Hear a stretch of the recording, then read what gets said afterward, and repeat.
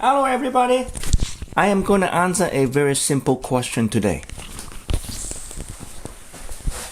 Let me put my mic on. There are lots of common questions, and one of the very common question is my XYZ preamp can match your power amp, or I have a power amp that's can I buy one of the preamp and how does it match? That's a simple question. That's a logical question, but there is no yes or no answer. This requires a long answer, and also I need to ask you lots of questions before the answer might be possibly achieved. And those questions are not easy to answer in a lot of cases. So it is not possible to send me an email and let me answer you in one email, or even a message on Facebook or text or something. That's impossible. And sometimes people ask me for trade show, and that's one of the things I don't want to do. Trade show ask me, would that preamp match it? Answer really truly is I don't know. But let me ask you a few things and see if we can get some common ground here. When there's a preamp matching power amp, that's the question. What are we trying to match?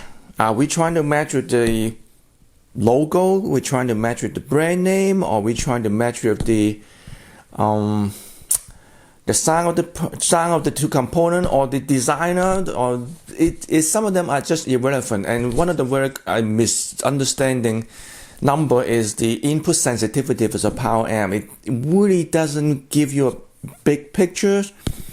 What you need to ask is the actual voltage gain in dB, and that's, to me, that's the most important things to match.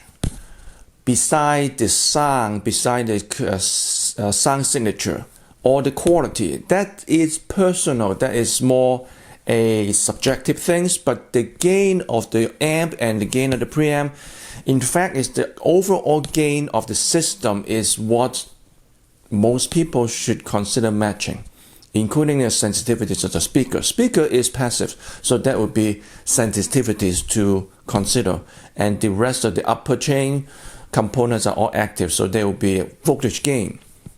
Power gain is another story. That is a more complicated story. We're not going to get into it today, but that is something that we need a lot more understanding before we can get into that. But what we're talking about today is the voltage gain matching. So when I say gain, it's a voltage gain expressed in dB. So a typical amp in the 80s, the so-called standard gain on the power amps in the 80s are 26 dB, 20 times the voltage gain. But never mind the 20 times, let's go for 26 dB. 26 dB in a 50 watts amp into 8 ohms, input sensitivities is equal to 1 volt. And a 200 watts into 8 ohm power amp, if it has the same input sensitivities, it's 1 volt. That means it's actually require more gain to achieve that. So if you match its input sensitivities, you will end up with double the loudness with the same setting on the volume control. That's, in today's terms, that's what you don't really want, because the DA converter streamers are getting higher and higher output, so your volume control has to turn lower and lower. That's one of the common problem that we are having now. So that's why one of the reasons I start doing custom attenuator to match really a volume level, not matching gain, but volume level, because we have too much gain, too much output to begin with. That's internal gain for those components. We have too much output and then too much gain on the preamp. In today's term or the past, a lot of people still using a 20 or 30 years old preamp perfectly fine. So why throw it away? So there would be too much gain and too much gain on the power amp. So attenuation is required. So, but if you buy a new used one, if you want to match between a preamp and power amp, again, beside the sound signature, that would be personal. Some people like tube preamp, solid state power amp. Some people like both tubes. Some people like both solid state. What you need to look at is the gain of the preamp and the gain of the power amp. The overall number, what I find works the best, somewhere between, for speaker that is around 90 dB sensitivities, the overall gain is a 32 dB to 34 dB. That's the perfect combination of gain between the preamp power amp or the integrated amp.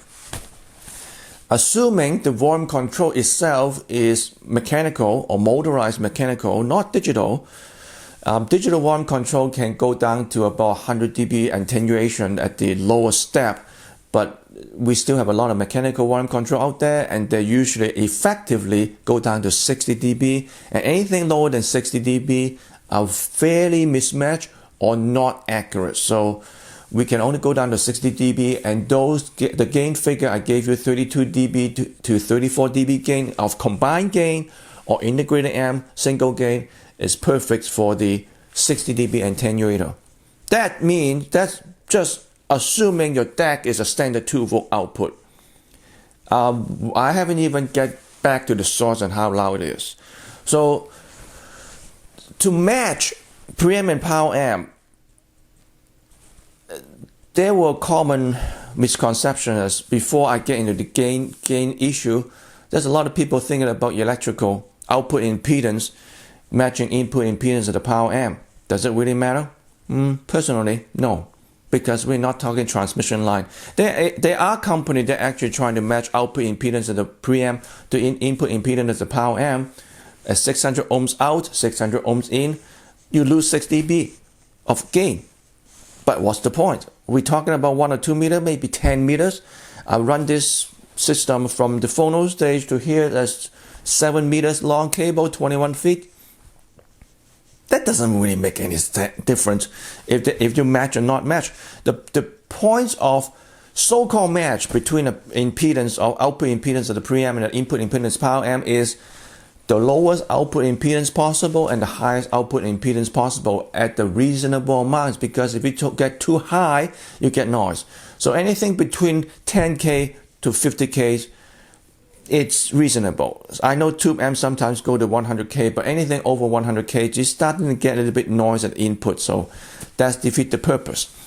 For the output impedance of the preamp, the lowest output impedance of the solid state preamp that I know of, it's probably 2 ohms, and I have made anything that's as low as like 3 to 4 ohms as solid state, but tubes 150 ohms, 200 ohms. Sometimes tube preamp can go up to 1K, but if you have a 5K input power amp driven by a 1K output preamp, what's the big deal?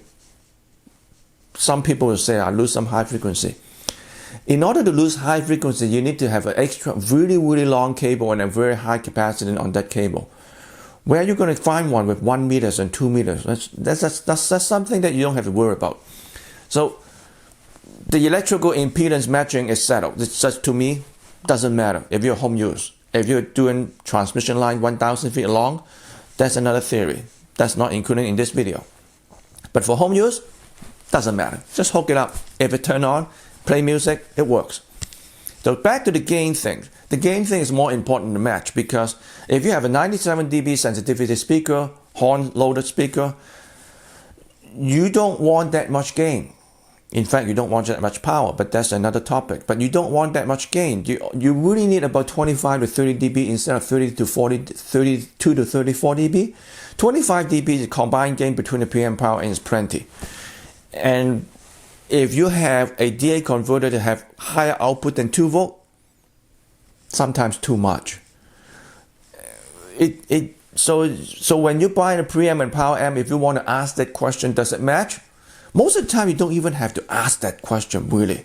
But if you want to ask that question, you gotta talk to yourself with, what are we matching? So, am I confused you? Maybe, but I'm trying to tell you that you don't have to worry about most of those so-called matching. What you want is really how they sound. So if you have a chance, hook it up, see how it sounds. If it sounds good to you, keep it. If it doesn't, sell it or return it to the store. But matching preamp and power amp is just not relevant to me. to me is not relevant. You plug it in, does it work? It match. That's all it is. Unless something I'm working on, not trying to sell you anything, but I still have to tell you. I'm working on preamp that actually match a power amp. That means there is no AC power cord from the preamp, taking power from the power amp. Not like the one of the old British company. It's not like that. It is actually tapping the power from the output stage of the power amp into the tube and into the solid state part of the preamp. So therefore, I'm doing the integrated system, integrated separate system, integrated as a electrically integrated, separate as a physical separate. When it comes to that, you need to match. But that is an entirely different topic. Then I'm not going to waste your time in this one. So the bottom line is, if you try to match a preamp and a power amp, my answer, don't worry about it. Just hook it up and see how it sounds. Does the impedance match matters? No, it doesn't. So if it's too much gain, but if you like the sound, what's the problem with too much gain? Get an attenuator somewhere in line and attenuate the gain. But the sound is the most important. If it sounds good to you, if it's too much gain, attenuate some. If it's not enough gain, add some. Adding is a little bit more difficult, but today's too much is most common. But if it doesn't sound good, get rid of it. So matching, it doesn't even occur as a consumer point of view, from my point of view, of course. But if you want to be technical, I can be technical, but not in the video. But I can be technical, and I would. My point is, I would try to convince you with my point of view, my theory. Matching all those things doesn't make a difference. But I think I'm going to end this video right now because I'll be ramping from now on and confuse you more. So stay safe and see you later. Bye!